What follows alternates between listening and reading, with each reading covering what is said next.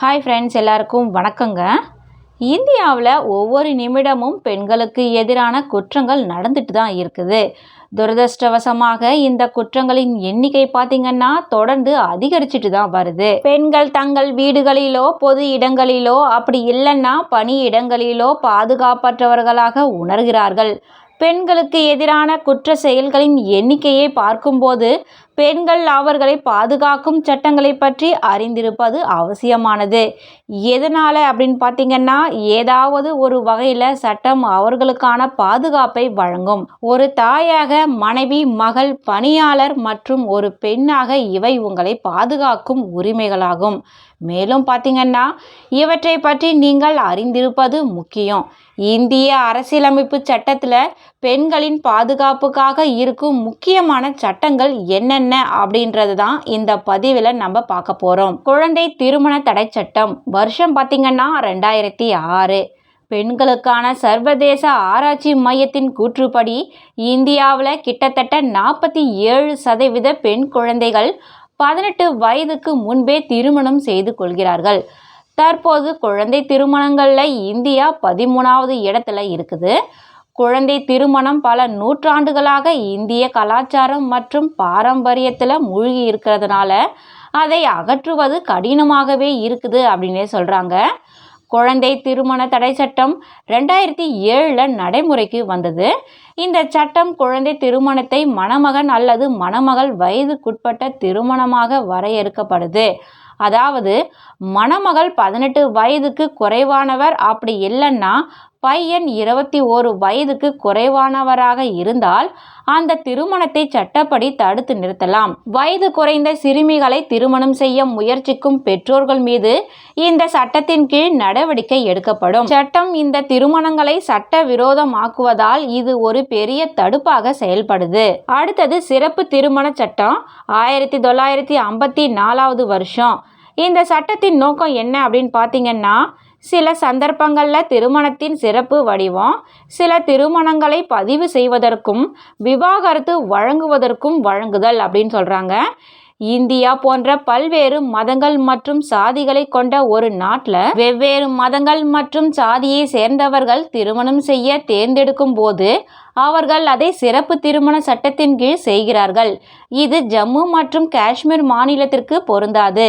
அடுத்தது வரதட்சணை தடை சட்டம் 1961 வருஷம். இந்த சட்டத்தின்படி மணமகள் அப்படி இல்லைன்னா மணமகன் மற்றும் அவர்களது குடும்பத்தினருக்கு திருமணத்தின் போது வரதட்சணை வாங்குவது அப்படி இல்லைன்னா கொடுப்பது தண்டனைக்குரியது.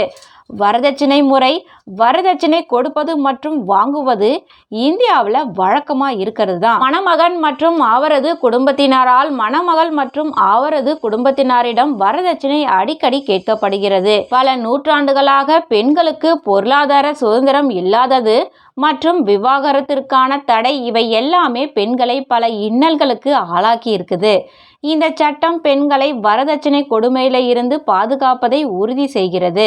அடுத்து இந்திய விவாகரத்து சட்டம் 1969 இந்திய விவாகரத்து சட்டம் திருமணத்தை கலைத்தல், பரஸ்பர சம்மதம், திருமணம் செல்லாது, நீதித்துறை பிரிப்பு மற்றும் திருமண உரிமைகளை மீட்டெடுக்க இது அனுமதிக்கிறது.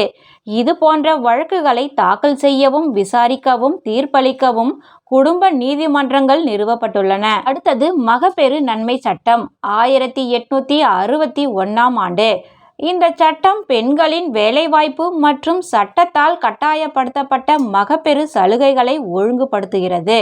மகப்பேறு விடுப்பு, நர்சிங் விடுமுறை, மருத்துவ விடுமுறை போன்றவற்றை உள்ளடக்கிய மகப்பேறு சலுகைகளை பெறுவதற்கு அவர் பிரசவத்திற்கு முந்தைய 12 மாதங்களில் குறைந்தபட்சம் 80 நாட்களுக்கு ஒரு நிறுவனத்தில் பணிபுரியும் பெண் ஊழியர் பெறலாம். அடுத்தது மருத்துவ கருவுறுதல் சட்டம் 1971 இந்த சட்டம் 1972 நடைமுறைக்கு வந்தது.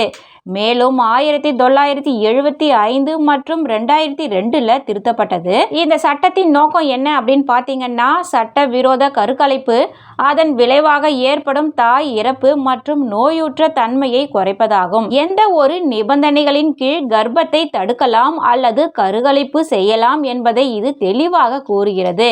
அது மட்டும் இல்ல, அதை நடத்த தகுதியுள்ள நபர்களை குறிப்பிடுகிறது. அடுத்தது, பணியிடத்தில் பெண்களுக்கு ஏற்படும் பாலியல் துன்புறுத்தல் சட்டம் 2013ஆம் ஆண்டு.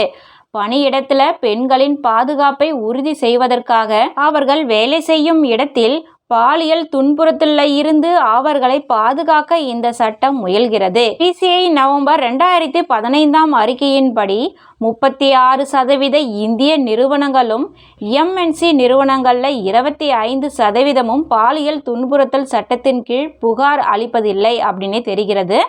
பாலியல் நோக்கத்துடன் இரட்டை அர்த்தங்கள்ல பேசுதல், அனுமதியின்றி தொடுதல், தனிப்பட்ட இடத்தை ஆக்கிரமித்தல் போன்றவை பணியிடத்துல பாலியல் துன்புறுத்தல்ல அடங்கும் அப்படின்னு சொல்லப்படுது. அடுத்தது, பெண்களின் அநாகரிகமான பிரதிநிதித்துவம் சட்டம் 1986ஆம் ஆண்டு. விளம்பரம் அல்லது புத்தகம், எழுத்துக்கள், ஓவியங்கள், உருவங்கள் அல்லது வேறு எந்த வகையிலும் பெண்களை அநாகரிகமாக பிரதிநிதித்துவப்படுத்துவதை இந்த சட்டம் தடை செய்கிறது. அடுத்தது, தேசிய மகளிர் ஆணைய சட்டம் 1990ஆம் ஆண்டு.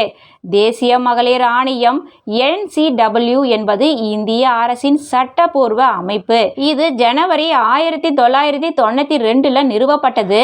லலிதா குமாரமங்கலம் 2014ல் அதன் தலைவராக நியமிக்கப்பட்டார். NCW இந்தியாவில் பெண்களின் உரிமைகளை பிரதிநிதித்துவப்படுத்துகிறது, அவர்களின் பிரச்சனைகள் மற்றும் கவலைகளுக்கு குரல் கொடுக்கிறது. பெண்களுக்கான தேசிய ஆணைய சட்டம் பெண்களின் நிலையை மேம்படுத்துவதையும் அவர்களின் பொருளாதார மேம்பாட்டிற்காக பாடுபடுவதையும் நோக்கமாக கொண்டுள்ளது. அடுத்தது, சம ஊதிய சட்டம் 1976ஆம் ஆண்டு. இந்த சட்டம் ஊதியத்தில் பாகுபாடு காட்டுவதை தடுக்கிறது. ஆண் மற்றும் பெண் தொழிலாளர்களுக்கு சமமான ஊதியம் வழங்குவதற்கு இது வழங்குகிறது. பெண்களின் நலன்களை பாதுகாக்க இந்த சட்டங்களை மட்டுமின்றி மற்றும் பிற சட்டங்களை அறிந்து கொள்வது அவசியம். பெண்கள் தங்களின் உரிமைகள் பற்றி அறிந்திருந்தால் மட்டுமே வீட்டிலோ, பணியிடத்திலோ, சமூகத்திலோ அவர்களுக்கு இழைக்கப்படும் அநீதிகளுக்கு எதிராக அவர்களால் போராட முடியும் என்பதை யாரும் மறந்திடாதீங்க.